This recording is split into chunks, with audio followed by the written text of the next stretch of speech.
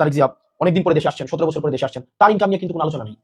এতদিন পরে উনি এসে আপনার হচ্ছে উনার অর্থ কিভাবে সংস্থান হচ্ছে, উনার জীবন নির্বাহ কিভাবে হচ্ছে, উনি কিভাবে এত বড় শোডাউন দিচ্ছেন, উনার নিরাপত্তার যে অর্থ সেটা কোন জায়গা থেকে সংগ্রহ করা হচ্ছে, এই বিষয়গুলো কিন্তু নিয়ে কেউ প্রশ্ন করছে না। একজন না, আপনি একটা ব্যক্তিকেও আপনি দেখবেন না সেগুলো নিয়ে প্রশ্ন করতে। আপনি যদি গত 15-20 দিনে আপনার হচ্ছে মিডিয়ার যে চরিত্র, মিডিয়ার যে আচরণ, সেটা যদি আপনি একটু দেখেন, কতটা বস্তুনিষ্ঠ অথবা কতটা নিরপেক্ষভাবে তারা কার্যক্রম পরিচালনা করছে, মানে তাদের যে আচরণটা, মিডিয়ার যে আচরণ, বিভিন্ন পত্রিকার আচরণ, মেইন স্ট্রিম মিডিয়ার যে আচরণ, তাহলে আসলে বাংলাদেশের মিডিয়ার চরিত্রটা সেখানে প্রকাশিত হবে।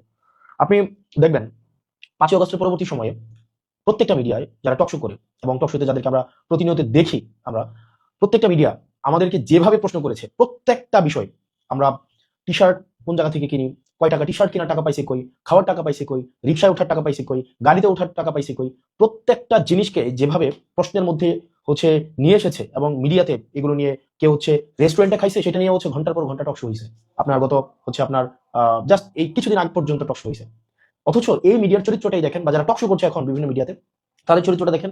গত 15-20 দিন ধরে আপনি দেখবেন না যে তাদের এই আলাপগুলো এখন টকশোতে আছে। আপনি দেখবেন বিএনপি হচ্ছে জনাব তারেক জিয়া অনেকদিন পরে দেশে আসছেন, 17 বছর পরে দেশে আসছেন, তার ইনকাম নিয়ে কিন্তু কোনো আলোচনা নেই।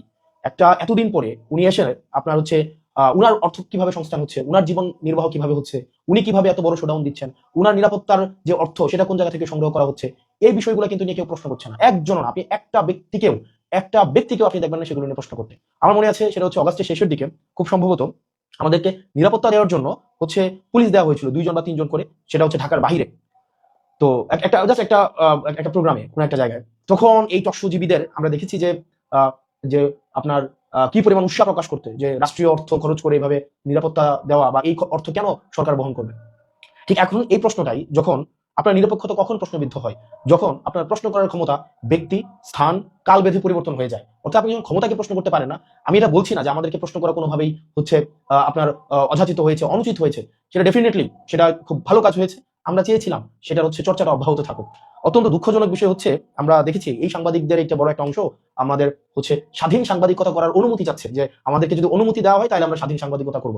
সরি, যেই সাংবাদিকটা আপনারা অনুমতি নিয়ে স্বাধীন সাংবাদিকতা করতে চান, আপনাদের আমি দুঃখ প্রকাশ করছি, অনুমতি নিয়ে স্বাধীন সাংবাদিকতা করা যায় না। এবং আপনারা মিডিয়া যেভাবে হচ্ছে চরিত্র হনন করেছেন, মিডিয়া যেভাবে হচ্ছে এই যে জুলাইয়ের যারা সম্পৃক্ত ছিল তাদেরকে ভিলেন বানানোর চেষ্টা করা হয়েছে, তাদেরকে অপাঙ্ক্তেয় বানানোর চেষ্টা করা হয়েছে, তাদেরকে নানাবিধ প্রশ্নের মধ্যে জর্জরিত করে তাদেরকে যেভাবে জনবিচ্ছিন্ন করার প্রয়াস আপনারা নিয়েছিলেন, তারাই নিয়েছিল যারা আওয়ামী লীগকে বিভিন্নভাবে হচ্ছে ফেসিলিটেট করার চেষ্টা করেছে, যারা জনাব তারেক জিয়া রহমানকে গত দীর্ঘ 17 বছর যারা ভারতের চর বলে আখ্যায়িত করেছে, কনস্পাইরেটর হিসেবে আখ্যায়িত করেছে, বিদেশে বসে দেশের বিরুদ্ধে ষড়যন্ত্র করে হিসেবে আখ্যায়িত করেছে, বসুন্ধরার মালিক বলেছে তারেক জিয়া বিদেশে বসে দেশের বিরুদ্ধে ষড়যন্ত্র করছে, অথচ তারাই এখন হচ্ছে আবার হচ্ছে তাদের আবার প্রিয় পাত্র হয়ে গিয়েছে। মেঘনা গ্রুপের আপনার হচ্ছে 71 টিভির মালিককে আমরা দেখলাম যে কত স্মিত হাস্য নিয়ে একদম বুকে জড়িয়ে ধরতে।